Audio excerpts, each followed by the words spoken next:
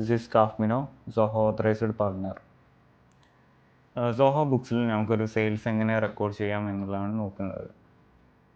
നമുക്കിവിടെ first സെയിൽസിൽ invoice ആണ് എടുക്കുന്നത്. ഇൻവോയ്സ് സെക്ഷനിൽ ഇവിടെ ന്യൂ ഇൻവോയ്സ് എന്ന് പറഞ്ഞ ഓപ്ഷൻ ഉണ്ടാവും. ക്ലിക്ക് ചെയ്യുമ്പോൾ ഫസ്റ്റ് ഇവിടെ കസ്റ്റമറാണ് സെലക്ട് ചെയ്യേണ്ടത്.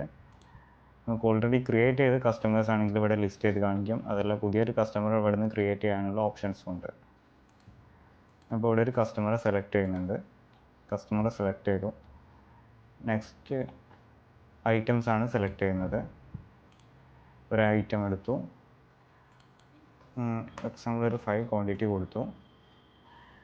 നെക്സ്റ്റ് ഐറ്റം സെലക്ട് ചെയ്യണമെങ്കിൽ ഇവിടെ ക്ലിക്ക് ചെയ്തിട്ട് ഐറ്റം സെലക്ട് ചെയ്യുന്നു, ക്വാണ്ടിറ്റി കൊടുക്കുന്നു.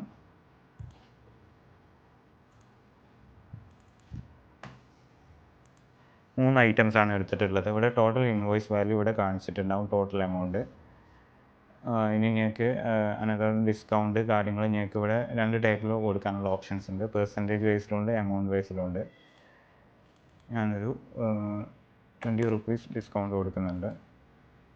അപ്പോൾ എനിക്ക് ടോട്ടൽ വന്നിട്ടുള്ള എമൗണ്ട് ഇവിടെ ഉണ്ടാകും.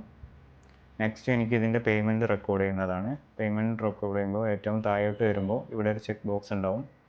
I have received the payment. Check box click ചെയ്യുമ്പോൾ എനിക്കിവിടെ പേയ്മെൻറ്റ് മോഡാണ് ഫസ്റ്റ് ചോദിക്കുന്നത്. അതിൽ നമുക്ക് ഡിഫറൻസ് മോഡ്സ് ഉണ്ടാവും. ഇപ്പോൾ ക്യാഷ് ഉണ്ട്. ക്യാഷിൻ്റെ ഡെപ്പോസിറ്റ് ഏത് അക്കൗണ്ടിലോട്ടാണ് പോകുന്നതെന്ന് ഇവിടെ ഡിഫോൾട്ട് ആയിട്ടുള്ള അക്കൗണ്ട്സ് ഇവിടെ കാണിച്ചു തരും.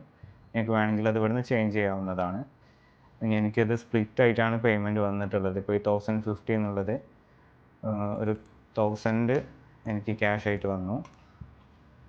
ബാക്കി 50 എനിക്ക് UPI വഴിയാണ് കസ്റ്റമർ പേ ചെയ്തത്.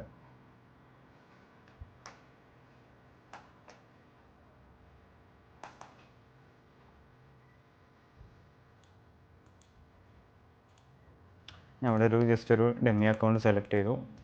അപ്പോൾ എനിക്കിവിടെ ടോട്ടൽ എമൗണ്ട് ഇവിടെ കാണിക്കും. ബാലൻസ് എന്തെങ്കിലും ഉണ്ടെങ്കിൽ ഇവിടെ ബാലൻസ് എമൗണ്ട് റെഡ് മാർക്കിലായിരിക്കും കാണിക്കുന്നത്. നേരെ സേവ് ചെയ്ത് കഴിഞ്ഞാൽ ഇൻവോയ്സ് ഓൾറെഡി സേവ്ഡ് ആയി.